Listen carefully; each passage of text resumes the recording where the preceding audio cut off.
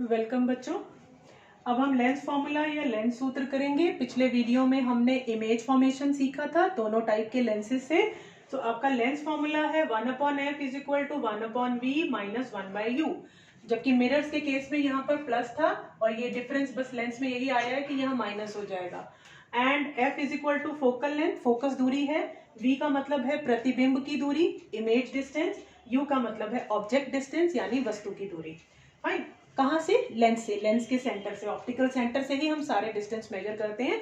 और जैसा कि मिरर्स के केस में साइन कन्वेंशन था, चिन्ह परिपाटी थी कि जब इंसिडेंट रे की डायरेक्शन में अगर आप कोई डिस्टेंस मेजर करते हैं तो उसको हम प्लस साइन देते हैं, और अगर इंसिडेंट रे से उल्टी डायरेक्शन में, ऑपोजिट डायरेक्शन में कोई डिस्टेंस मेजर करते हैं तो हम उसे नेगेटिव साइन देते हैं। और इन केस अगर आप साइन कन्वेंशन को रिकॉल करना चाहते हैं तो मेरे पिछले वीडियोस में देख सकते हैं जिसमें मिरर के केस में साइन कन्वेंशन समझाया गया है। रूल्स यहाँ पर भी सेम है, so you can recapitulate from that video and then come to watch this video and understand about the lens formula and its application. एक फॉर्मूला और है पावर ऑफ द लेंस, जिसे हम स्मॉल p से denote करते हैं, and it is 1 capital P से denote करते हैं हम इसे। It is 1/f and f जो है इस समय फोकस दूरी जो है ये मीटर में होनी चाहिए। यूजुअली ये सेंटीमीटर में होती है, बट जब ये मीटर में होगी तभी हमारी पावर या जो लेंस की क्षमता है वो डायोप्टर में आएगी। क्षमता, लेंस की क्षमता या पावर ऑफ द लेंस। जैसा कि मैंने पहले भी बताया था, पार का मतलब होता है कितने नंबर का, जैसे चश्मा लगाया कई बार हम लोग बात करते हैं, तो जब हम बोलते हैं कि मुझे 1.5 नंबर का चश्मा लगाया तो 1.5 डायोप्टर होता है उसका मतलब। और वो डायोप्टर कैसे निकला होगा? वो फोकस दूरी जो फोकल लेंथ है वो मीटर में होगी तभी ये डायोप्टर में आएगा। अगर किसी क्वेश्चन में ये आपको सेंटीमीटर में गिवन है तो पहले आप उसे मीटर में कन्वर्ट करेंगे 100 से डिवाइड करके, एंड देन पार के फॉर्मूले में रेसिप्रोकल है, जस्ट सिंपली रेसिप्रोकल है। सपोज 5 मीटर आता है तो 1/5 हो जाएगी और आप यूनिट लगा देंगे डायोप्टर। अब आपकी जो वर्कशीट 58 है, आज की वर्कशीट 58, इसमें क्वेश्चन है which I am going to read कि एक 5 सेंटीमीटर टॉल ऑब्जेक्ट है, 5 सेंटीमीटर टॉल ऑब्जेक्ट यानी कि हाइट उसकी 5 सेंटीमीटर है। जैसे जैसे क्वेश्चन को आप रीड करेंगे उसमें जो भी डेटा दिया हुआ है, जो भी वैल्यूज दी हुई हैं उसे आप लिखते जाएंगे और उनके सिंबल्स क्या हैं। अब टॉल का मतलब है हाइट ऑफ द ऑब्जेक्ट। इसे हमने प्रिंसिपल एक्सिस के पैरेलल रखा। ये है कॉन्वेक्स लेंस का केस, इसे हमने प्रिंसिपल एक्सिस के पैरेलल रखा। ये 5 सेंटीमीटर ऑब्जेक्ट है ऊंचा। इस कॉन्वेक्स लेंस की जो फोकल लेंथ है वो 10 सेंटीमीटर है। अब आपको पता है जब हम इंसिडेंट रे लेके जाते हैं, ये सेंटर है लेंस का और हमारा फोकस जो है वो मेन इसी तरफ है और सारे डिस्टेंस हमने O से मेजर करने हैं। तो O से ये ऐसे चली जाती है ना अगर पैरेलल है तो, O से लेके F तक जब आप मेजर कर रहे हैं तो आप इंसिडेंट रे के पैरेलल हैं।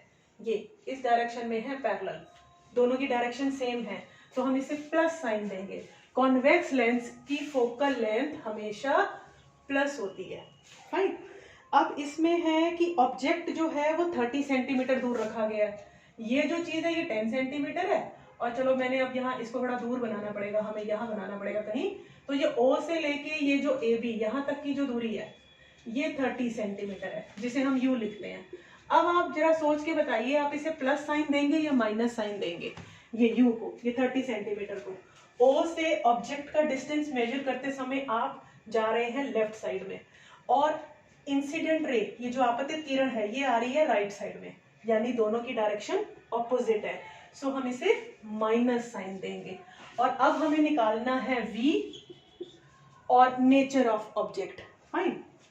अगर देखा जाए तो इधर फोकस यहाँ भी, अगर ये 10 है तो ये भी 10 है और फिर 10 के बाद ये 2F होगा 20 पे, ऑब्जेक्ट हमारा थोड़ा और दूर जाएगा। अगर हम थोड़ा अंदाजा लें 10 पर ये 2F और फिर ये 30 पर हमारा ऑब्जेक्ट है। फाइन। सो अब ये सिचुएशन कौन सी है? जो 6 केसेस हमने डिस्कस किए थे कॉन्वेक्स के कि 2F के भी पीछे है ऑब्जेक्ट, 2F के पीछे।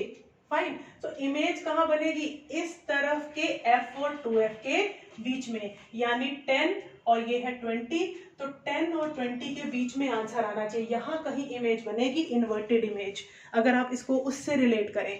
अब हम इसे न्यूमेरिकली सॉल्व करेंगे। ये लेंस फॉर्मूला हम इसमें लगाएंगे 1/f is equal to 1/v minus 1/u। So 1/f की वैल्यू 10 v की वैल्यू हमें निकालनी है, और u, ये माइनस साइन तो फॉर्मूले में है, u की वैल्यू -30 पुट करेंगे आप इस तरह से।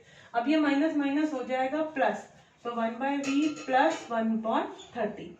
अब हम क्या करेंगे, 1/v को अकेला छोड़ देंगे, और ये 1/30 जो है ये इस तरफ जंप लगा लेगा, 1/10 के पास आ जाएगा और अपना साइन बदल देगा। 1/v is equal to 1/10 minus 1/30। अब आपको इसमें एलसीएम लेना है, 30 आएगा, 3 - 1 2/30, 1/15 कैंसिल करेंगे तो, और इसका भी रेसिप्रोकल, इसका भी रेसिप्रोकल, तो v is equal to 15 centimetre, वो भी प्लस के साइन के साथ। जब कुछ नहीं साइन आ रहा है इसका मतलब प्लस है। अब यहाँ देखिए v 15 है, तो यहाँ से लेके यहाँ तक आपको मैंने बोला ही था ये 10 पर है और ये 20 पर है, तो 10 और 20 के बीच में 15 पर देखो हमारा जो आ रही है इमेज, ये वेरीफाई भी हो गया from the diagram and from the numerical. Fine. So अगर आपको रे डायग्राम बनाना आता है तो पहले आप यहाँ रफ बनाएंगे, और अगर आपसे क्वेश्चन में बोला गया है कि रे डायग्राम भी बनाइए तो आप इसी को प्रॉपर स्केल के साथ मेजर करते हुए प्रॉपर रे डायग्राम बना करके दिखा सकते हैं। पर डायग्राम और न्यूमेरिकली दोनों चीजें वेरीफाई हो रही हैं। अब ये जो है इमेज कैसी होगी, प्लस साइन है, इसका मतलब कि लेंस के दूसरी तरफ है, तो ये रियल है और इन्वर्टेड है। फाइन। और हमें ये पता भी लग रहा है यहाँ डायग्राम को देख के। तो इस तरह से न्यूमेरिकल आपके आते हैं for 3 marks, usually for 3 marks.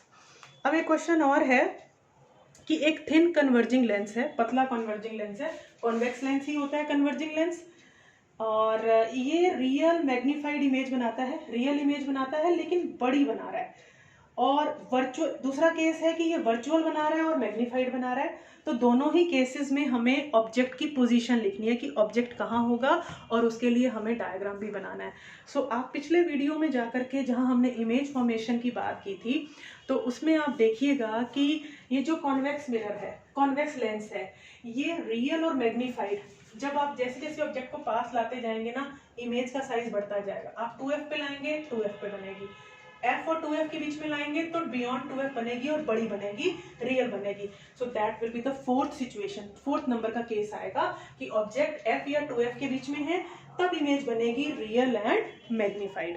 और दूसरा केस है आपका कि वर्चुअल और मैग्नीफाइड, तो ये वही लास्ट वाला केस है जिसमें कि जब हम f और o के बीच में ऑब्जेक्ट को रखते हैं तो जिस तरफ ऑब्जेक्ट है उसी तरफ ही बड़ी इमेज बनती है, और वो वर्चुअल होती है और मैग्नीफाइड यानी कि बड़ी इमेज होती है।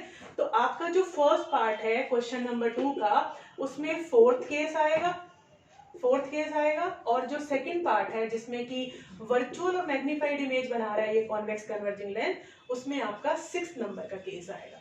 सो पिछले वीडियो में जाकर के आप उसे ड्रॉ करने का तरीका सीख सकते हैं।